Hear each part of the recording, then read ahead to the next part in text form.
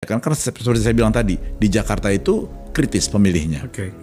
Nah, yang kedua, ini masalah bobotoh sama Jackmania. Ini persoalan serius itu. Iya, ini kan agama ini. Agamanya pemain bola. Tanda petik. Saya mencernanya aja agak butuh waktu. Kadang-kadang mindahin orang ke apartemen, tinggal di sini supaya perkantorannya sama. Itu gitu. Masih mending itu bro, yang gym.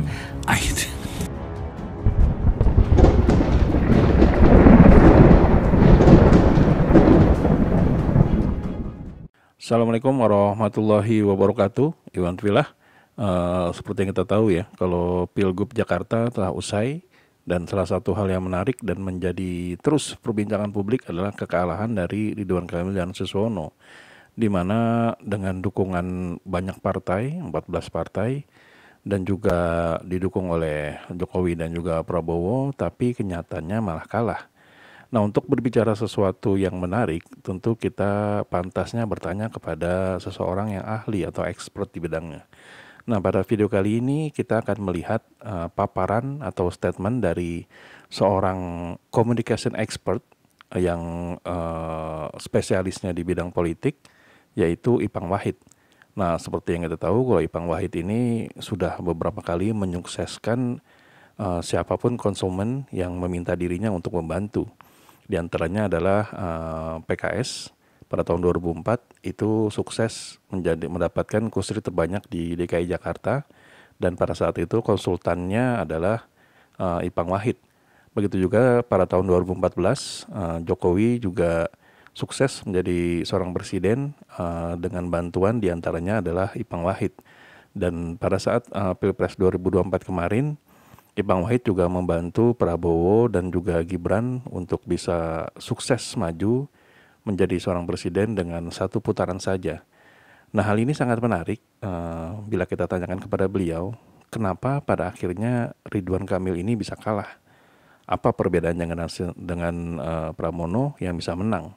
Nah, tentu saja sangat menarik untuk mendengar paparan dari seorang Ipang Wahid ya, seorang communication expert. Nah, bagaimana penjelasannya? Mari kita simak videonya berikut ini.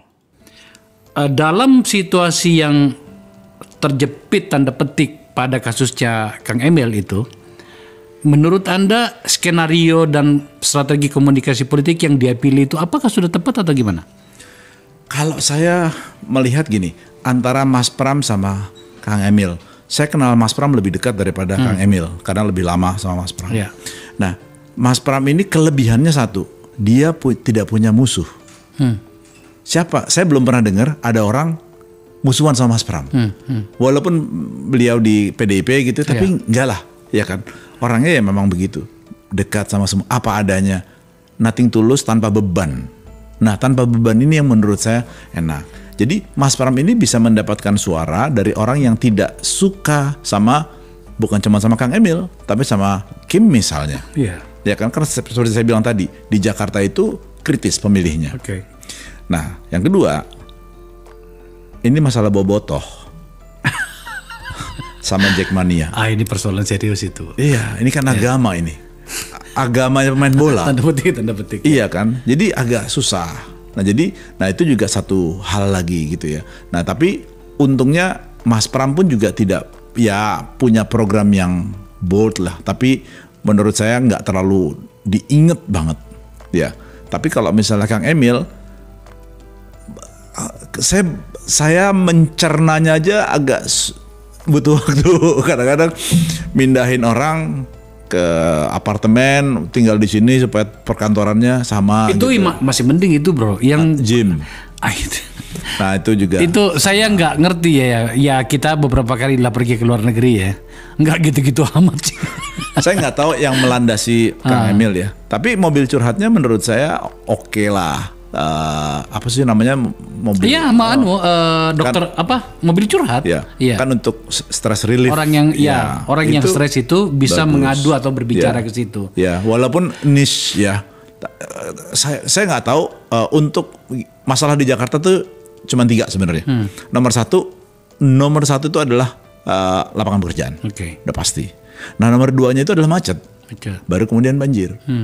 Nah, Kalau lapangan pekerjaan umum lah, seharusnya isu nomor satu itu adalah bagaimana menciptakan lapangan pekerjaan baru. Kalau saya jadi konsultannya, saya akan masuk ke ranah ekonomi sebenarnya. Apapun caranya, baik itu meminta dari pemerintah. Kalau saya mungkin akan ngomong begini, karena kami adalah Kim, ya, yang mana ada Pak Prabowo di situ, kita akan minta supaya di Jakarta ini pertumbuhan ekonominya lebih tinggi lagi dan penciptaan lapangan pekerjaan lebih masif lagi. Misalnya seperti itu. Apapun bentuknya saya masih belum tahu, tapi harusnya kelebihan itu yang diangkat. Saya nggak ngerti ya, tapi menurut bacaan saya, Kang Emil itu sebenarnya meskipun ada kasus Persija dengan Boboto itu, sebenarnya itu kemungkinan untuk diterima cukup tinggi sebenarnya ya. Tinggi. Tetapi menurut saya dia menyampaikan pesan terlalu banyak hingga kemudian kita kebingungan Justru memilih yang mana. Nggak fokus. Iya itu dia. Iya. Sebenarnya Mas Pram juga banyak, tapi nggak sebanyak Kang Emil gitu loh. Ya, nah, malah Mas Pram tuh menurut saya lebih relevan karena fokus ke nomor 2 permasalahan di Jakarta, yaitu macet. Macet ya. Makanya dibilang saya akan menggratiskan kendaraan umum gitu ya. Jakarta itu kan nomor 1 anggaran terbesar APBD-nya, 82 triliun kalau nggak salah. Betul. Iya kan? Nah itu juga menurut saya gila gitu loh. Ya harusnya fokus ke situ. Tapi ya masih ada waktu untuk mencoba kanan kiri. Tapi harus memang berangkatnya kepada masalah yang relevan terhadap votersnya. Ini kan tinggal 3 hari bro. Ya. Kamis nanti itu sudah pilkada, bahkan apa namanya itu menurut saya sudah jepitannya itu sudah sangat keras sekali. Kalau misalnya harus memberikan saran kepada Emil, ini kita masih bicara Emil ya, Kang Emil, apa saranmu untuk tanda petik menutupi beberapa lubang yang komunikasi politik yang ditinggalkan? Nomor 1, pasti mereka punya data apa yang membuat bisa disukain sama warga Jakarta. Kayak tadi misalnya Pak Jokowi, Pak Prabowo, seberapa ininya. Itu satu. Yang kedua, emosional. Fokus di emosional. Nggak ada cerita 1 minggu terakhir itu ngomongin rasional milik. Nggak. Emosional. Tingkat kesukaan dikuatin. Nah, kalau kita bisa fokus ke emosional, itu lebih dahsyat. Nggak usah main gimmick terlalu berlebihan. Nomor 1, kelebihannya Mas Pram, itu tampil apa adanya. Exactly kayak Pak Prabowo. Betul. Nggak berusaha jadi siapapun, jadi dirinya sendiri. Dia lebih realistis kelihatannya. Ya? Iya, nah justru itulah yang membuatnya mungkin lebih disukain gitu loh. Padahal sebenarnya terbuka ruangnya ya bro ya. Oh dan ini, tidak boleh menciptakan blunder, baik dari paslon maupun dari pendukung. Nah itulah, yang tadi yang janda itu yang menurut saya untung nggak jago musuhnya untuk ngegoreng lebih luas. Oh, itu menurut Anda musuhnya tidak cukup memainkan situasi itu ya? Kalau jadi saya sih harusnya udah setiap hari trending kemana-mana. Setidaknya banyak janda loh di Jakarta. Lah iya, seksis gitu kan agak sebenarnya. Gitu. Iya, saya juga nggak ngerti kenapa aksi itu ya. Ya, itulah tadi statement dari Bung Ipang Wahid ya, seorang communication expert di bidang ilmu politik.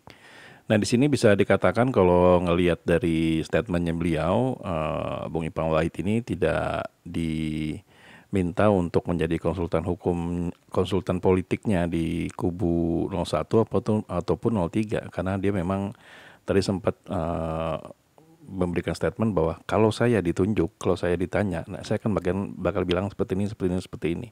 Nah, jadi dari statement tersebut sepertinya Bung Ipang Wahid ini memang tidak berada di kubu 01 dan 03 sehingga dia bisa memberikan pandangannya itu secara bebas dan juga tidak terbebani ya. Nah, dari beberapa paparan dari Bung Ipang Wahid ini kita bisa melihat bahwa memang banyak sekali blunder-blunder yang dilakukan oleh Ridwan Kamil. Nah, saya jelaskan sebentar. Kalau misalnya wawancara ini terjadi 3 hari itu sebelum pencoblosan. Jadi pada saat itu pun bisa dikatakan ya Ridwan Kamil ini udah banyak sekali blunder, udah banyak sekali hal-hal yang membuatnya pantas untuk kalah gitu.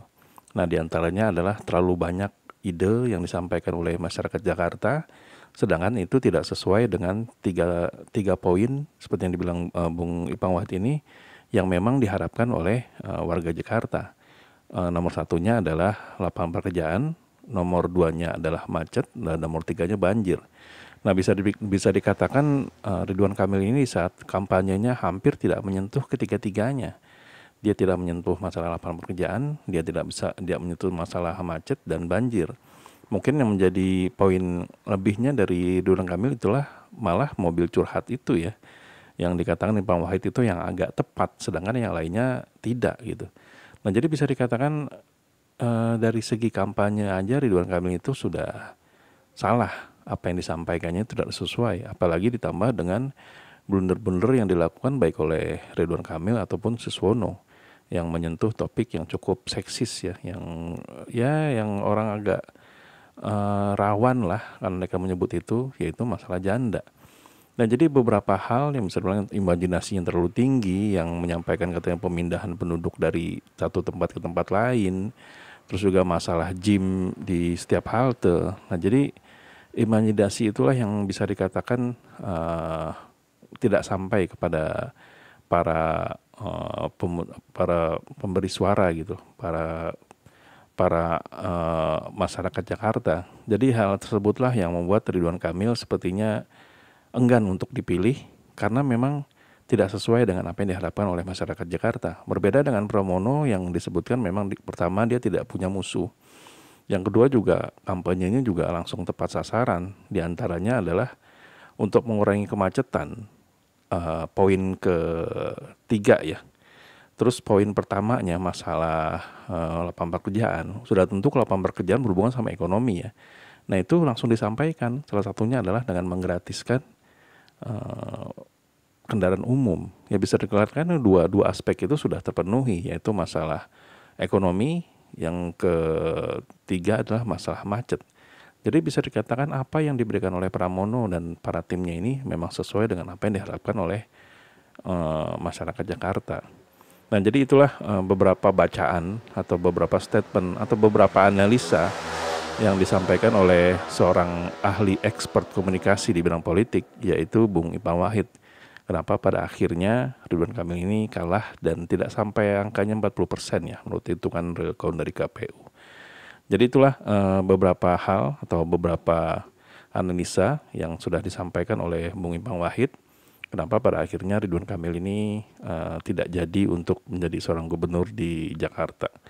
Jadi sampai di sini Nurden Project, bila memang ada yang ingin disampaikan silahkan tuliskan di kolom komentar ya. Memang kami ada salah kata, kami mohon maaf. Wabillahi taufik wal hidayah. Wassalamualaikum warahmatullahi wabarakatuh.